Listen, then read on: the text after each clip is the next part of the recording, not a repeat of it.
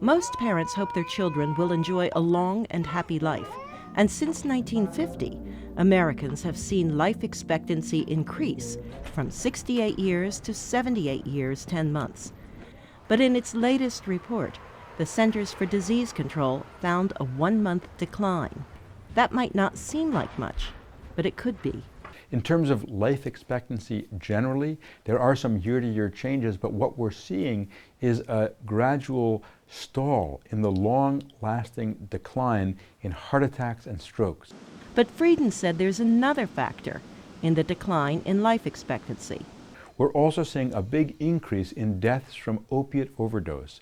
The CDC data shows deaths from prescription opioids quadrupled in less than 20 years.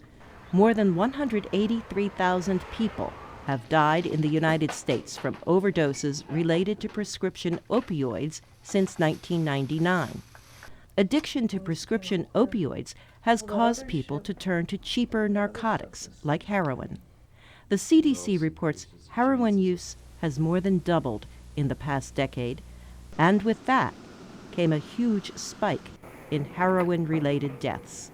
To reverse that increase, we need to improve the management of both pain and addiction, and law enforcement needs to make illicit drugs less available, more expensive, harder to get, and all of that is important to reverse what has been a terrible epidemic of opiate abuse, addiction, and death.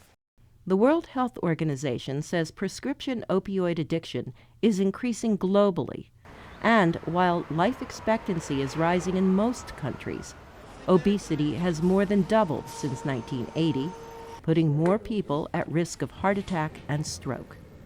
Carol Pearson, VOA News, Washington.